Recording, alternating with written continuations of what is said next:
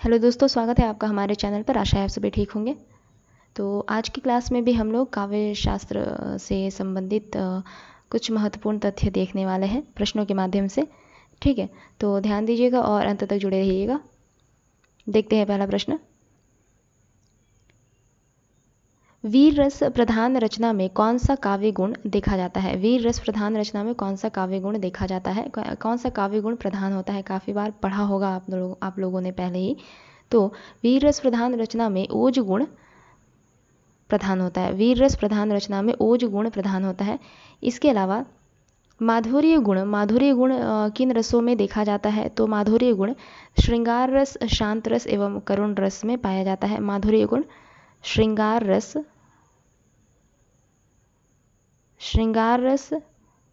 शांत रस एवं करुण रस में पाया जाता है। ठीक है,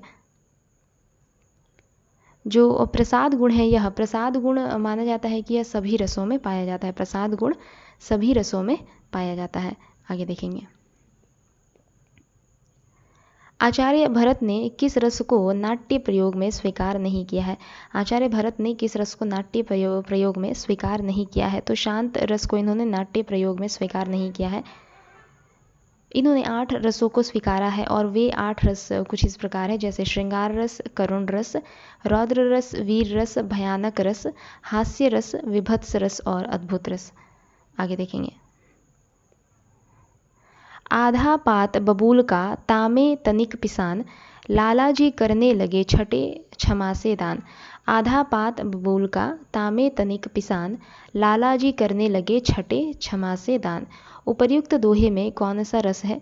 उपर्युक्त दोहे में हास्य रस है। उपर्युक्त दोहे में हास्य रस है। किसी वस्तु या व्यक्ति का विचित्र आकार, असंगत वेशभूषा, बातचीत, ऊट पटांग हरकतों को देखकर जो विनोद भाव उत्पन्न होता है या फिर जो मनोरंजक सी भावना मन में उत्पन्न होती है, एक हास्य भाव उत्पन्न होता है, उसे ही हास्य रस कहा जाता है। ठीक है, फिर से एक बार बोल रही हूँ। किसी वस्तु या व्यक्ति का विचित्र आकार, असंगत वेशभूषा, बातचीत या फिर ऊट पटांग हरकतें देखकर मन में जो विनोदपूर्ण भाव या फिर हास्य का भाव उत्पन्न होता है, एक हंसी की भावना पैदा होती है, वही हास्य रस कहलाता है। आगे देखेंगे। बनन में बागन में बगरो बसंत है। बनन में बागन में बगरो बसंत है। पद्माकर की इस पंक्ति का अर्थ शब्द की किस शक्ति से ग्रहण किया जा सकता है? तो पद्माकर की पंक्ति है, बनन में बागन में बगरो बसंत है। पद्माकर की पंक्ति है यह। इस पंक्ति का अर्थ शब्द की किस शक्ति से ग्रहण किया जा सकता है? तो लक्षणा से। ठीक है, शब्द की लक्षणा शक्ति से इस पंक्ति का अर्थ ग्रहण किया जा सकता है। प्रस्तुत पंक्ति में पद्माकर द्वारा बसंत ऋतु का वर्णन किया जा रहा है। इस पंक्ति में पद्माकर द्वारा क्या किया जा रहा है, क्या बताया जा रहा है? तो बसंत ऋतु का वर्णन किया जा रहा है। बांधा था विधु को किसने इन काली जंजीरों से। बांधा था विधु को किसने इन काली जंजीरों से। प्रसाद की इस पंक्ति का अर्थ किस शब्द शक्ति से ग्रहण किया जा सकेगा? तो यह प्रसाद की पंक्ति है, जयशंकर प्रसाद की पंक्ति है, और इस पंक्ति का अर्थ लक्षणा शब्द शक्ति से ग्रहण किया जा सकेगा। आगे देखेंगे। प्रसन्नता शब्द में कौन सी ध्वनि है? प्रसन्नता शब्द में युग्मक ध्वनि है। प्रसन्नता शब्द में युग्मक ध्वनि है। यह ध्वनि वहाँ होती है जहाँ किसी शब्द में एक ध्वनि का द्वित्व हो जाता है, जैसे अक्षुण। एक ध्वनि का क्या हो जाता है? द्वित्व हो जाता है। ठीक है, एक ध्वनि का द्वित्व हो जाता है, वहाँ पे यह ध्वनि उत्पन्न होती है, जैसे युग्मक ध्वनि। तो युग्मक ध्वनि वाले और भी शब्द हैं, जैसे अक्षुण, उत्फुल्ल। अक्षुण एक शब्द बता दे रही हूँ मैं, अक्षुण। ठीक है, इसके अलावा उत्फुल्ल,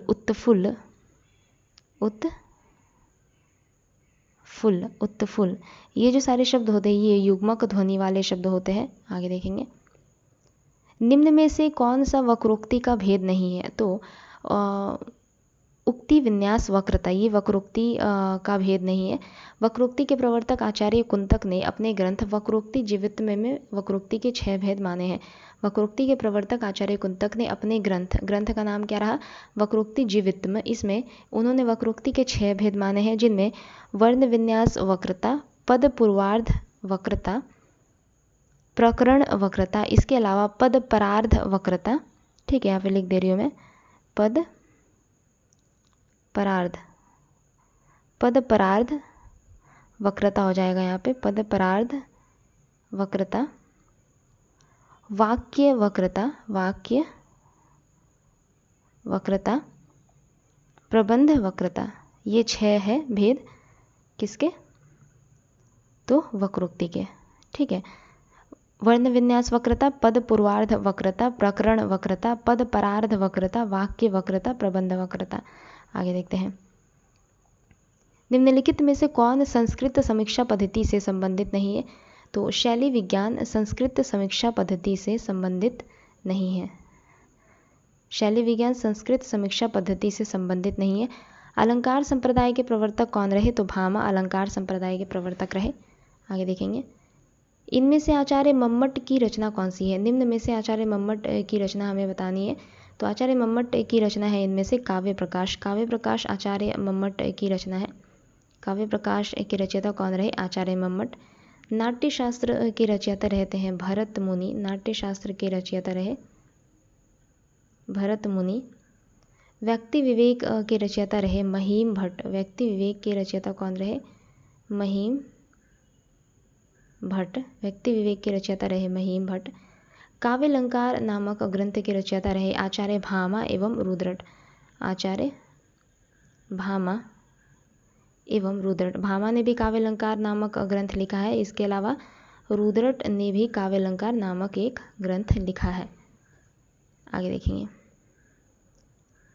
विश्वनाथ के अतिरिक्त किस आचार्य ने साहित्य शब्द को अपने ग्रंथ नाम में प्रयुक्त किया है? विश्वनाथ के अतिरिक्त किस आचार्य ने साहित्य शब्द को अपने ग्रंथ नाम में प्रयुक्त किया है? तो रुय्यक ने। इनका समय क्या है? तो 12वीं शती है इनका समय रुय्यक का। इनके प्रसिद्ध ग्रंथ है, रुय्यक के प्रसिद्ध ग्रंथ है अलंकार सर्वस्व, साहित्य मीमांसा। अलंकार सर्वस्व, साहित्य मीमांसा। साहित्य मीमांसा।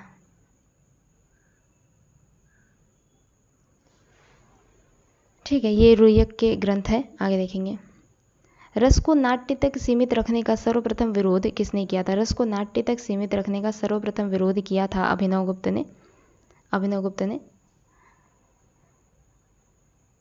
आगे देखते हैं, काव्य के अर्थ वैज्ञानिक विवेचन का शुभारंभ किसने किया? काव्य के अर्थ वैज्ञानिक विवेचन का शुभारंभ किसने किया था? काव्य के अर्थ वैज्ञानिक विवेचन का शुभारंभ किसने किया था? तो आचार्य वामन ने। आचार्य वामन ने काव्य के अर्थ वैज्ञानिक विवेचन का शुभारंभ किया था। आचार्य वामन रीति संप्रदाय के प्रवर्तक रहे। आचार्य वामन रीति संप्रदाय के प्रवर्तक रहे। इनके द्वारा रचित प्रसिद्ध ग्रंथ है काव्यालंकार। आचार्य वामन द्वारा रचित प्रसिद्ध ग्रंथ है काव्यालंकार। आगे देखते हैं,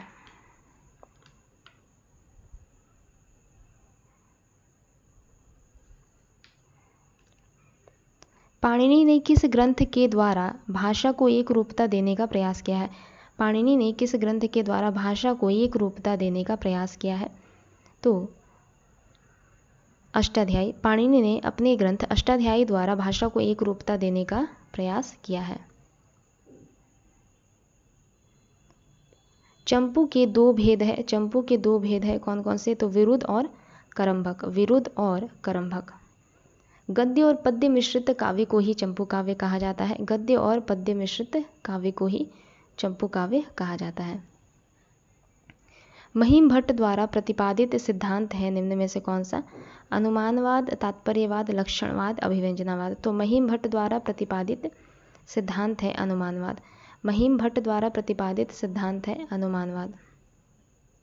ध्वन्यालोक किस शताब्दी का ग्रंथ है? ध्वन्यालोक 9वीं शताब्दी का ग्रंथ है, जिसकी रचना की है आनंदवर्धन ने। ध्वन्यालोक नामक ग्रंथ की रचना की है आनंदवर्धन ने। आनंदवर्धन को काव्यशास्त्र में ध्वनि संप्रदाय का प्रवर्तक भी माना जाता है। आनंदवर्धन को ध्वनि संप्रदाय का प्रवर्तक भी माना जाता है। आगे देखते हैं, निम्नलिखित में से कौन सा कथन आचार्य विश्वनाथ का नहीं है? निम्नलिखित में से कौन सा कथन आचार्य विश्वनाथ का नहीं है? तो रस अखंड है, रस स्वप्रकाश है, रस वेद्यांत स्पर्श शून्य है, रस अपने आकार से भिन्न रूप में आस्वादित किया जाता है, यह आचार्य विश्वनाथ का कथन नहीं है। रस अपने आकार से भिन्न रूप में आस्वादित किया जाता है, आचार्य विश्वनाथ का यह कथन नहीं है। बाकी सभी आचार्य विश्वनाथ के कथन है। रस निष्पत्ति के संदर्भ में भुक्तिवाद किस आचार्य का मत है? रस निष्पत्ति के संदर्भ में भुक्तिवाद किस आचार्य का मत है? तो अभिनवगुप्त, शंकुक, भट्टनायक या भट्टलोलट। तो रस निष्पत्ति के संदर्भ में भुक्तिवाद भट्टनायक का मत है।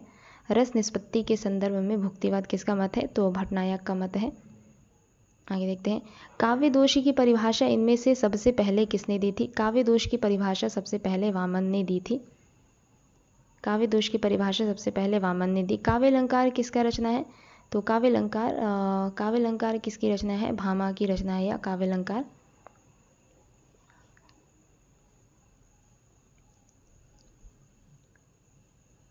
आगे देखते हैं, रस गंगाधर में पंडित राज जगन्नाथ ने किस बादशाह की प्रशंसा की है? रस गंगाधर में पंडित राज जगन्नाथ ने किस बादशाह की प्रशंसा की है? तो शाहजहां की प्रशंसा की है रस गंगाधर में। रस गंगाधर में पंडित जगन्नाथ ने शाहजहां की प्रशंसा की। पंडित राज जगन्नाथ शाहजहां के समकालीन थे। ठीक है, पंडित राज जगन्नाथ शाहजहां के क्या थे? समकालीन थे। इसके अलावा इन्हीं के दरबार में रहते थे, शाहजहां के दरबार में ही रहते थे पंडित राज जगन्नाथ।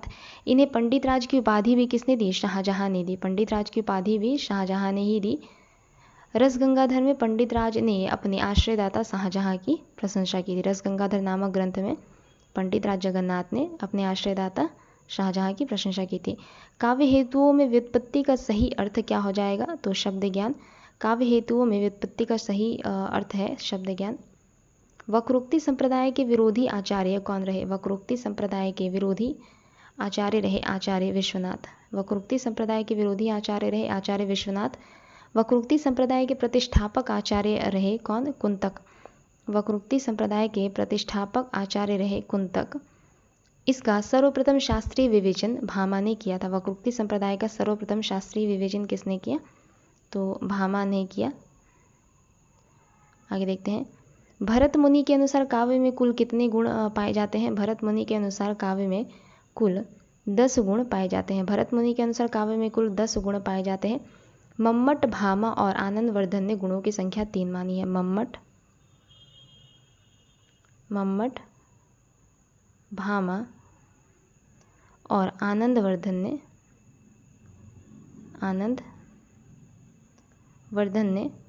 गुणों की संख्या केवल 3 मानी है। कौन कौन से? माधुर्य, ओज और प्रसाद। माधुर्य, ओज और प्रसाद, ये केवल 3 गुण माने हैं मम्मट, भामा और आनंदवर्धन ने। माधुर्य, ओज, प्रसाद। जबकि भरत मुनि के अनुसार काव्य में कुल 10 गुण होते हैं। ठीक है, तो आज का यह हमारा अंतिम प्रश्न रहा।